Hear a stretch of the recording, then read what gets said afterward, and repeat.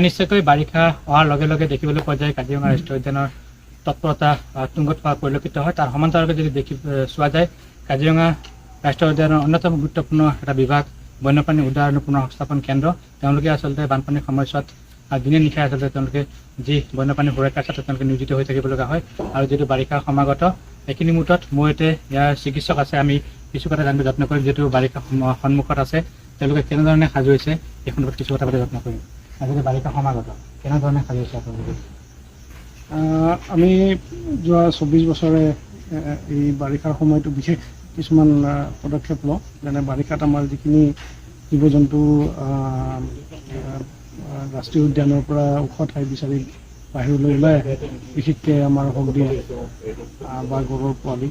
গতিকে আমাৰ প্ৰিপাৰেশ্যনটো আমি এনেকুৱাকৈ কৰোঁ। আমি যিখিনি আমাক মেডিচিন লাগে, যিখিনি আমাক সা সৰঞ্জাম লাগে, যেনে ধৰক এনিমেল ধৰিবলৈ বা ট্ৰান্সপৰ্ট কৰিবলৈ কেজ বা ভলণ্টিয়াৰ, বিশেষকৈ আমাৰ বোকাখাত আৰু কহৰাৰ কলেজৰ ভলণ্টিয়াৰ আমি ট্ৰেইন আপ কৰি লৈছোঁ, যাতে যিকোনো মুহূৰ্তত তেওঁলোকক আমি কামত নিয়োজিত কৰিব পৰা যায়। সেইটো আমি কাজিৰঙা ৰাষ্ট্ৰীয় উদ্যানৰ কৰ্তৃপক্ষৰ লগত লগ লাগি কৰিছোঁ।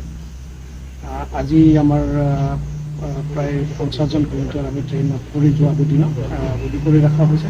তাৰপিছত এতিয়া বানপানীৰ আমাৰ যিহেতু আমি আগতীয়াকৈ 72 ঘণ্টাৰ আগত আমি প্ৰায় গম পাওঁ যে পানীৰ পৰিমাণ ক'ত কিমান হ'ব আৰু ক'ত এনিমেল মাইগ্ৰেশ্যন হ'ব পাৰে, সেইখিনি হিচাপত আমাৰ প্ৰিপাৰেশ্যনটো থাকে।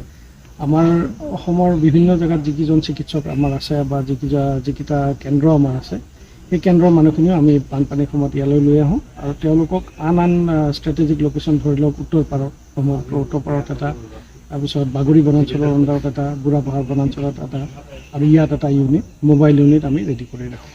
দেখিবলৈ পোৱা যায় বানৰ সময়ত যেতিয়া বন্যজন্তু ওলাই আহে, জনাঞ্চললৈ গ'লে মানে বহু সংখ্যক লোকে আচলতে ঘেৰি ধৰা এটা পৰিৱেশ আমি দেখিবলৈ পোৱা যাওঁ। ৰাইজৰ বাবে কি আহ্বান থাকিব? হয়, আমি আগতেও কৈছোঁ আৰু আমাৰ প্ৰায় দক্ষিণ পাৰৰ যিখিনি ৰাইজ আছে কাজিৰঙাৰ দাঁতিকাষৰীয়া, তেওঁলোকে জানেই বন্যপ্ৰাণী যে খেদি ধৰিব নালাগে আৰু খেদি ধৰাটো যে ৰেস্কিউ নহয়। কোনোবা বন্যপ্ৰাণী যদি সাংঘাতিকভাৱে আঘাতপ্ৰাপ্ত হৈছে, তেতিয়াহ'লে তৎক্ষণাত আমাক খবৰ দিব লাগে আৰু প্ৰাথমিক যিখিনি কৰিব লাগে সেইখিনি আমি ভলণ্টিয়াৰৰ যোগেদি প্ৰায় জেগাত আমি ৰাইজক সজাগ কৰা হৈছে।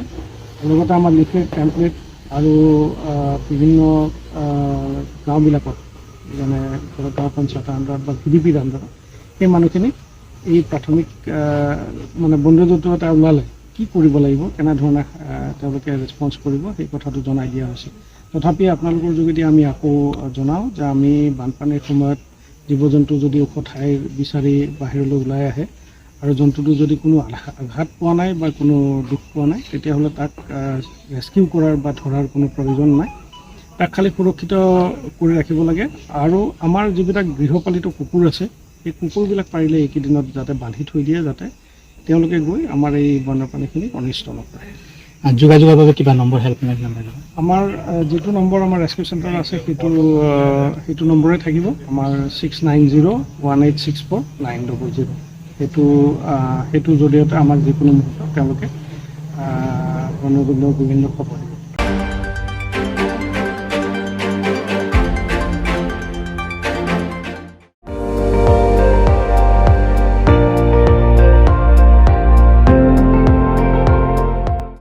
আপুনি চাই আছে ND24, সৰ্বশ্ৰেষ্ঠ নহয় সৰ্বোত্তমৰ দৌৰত।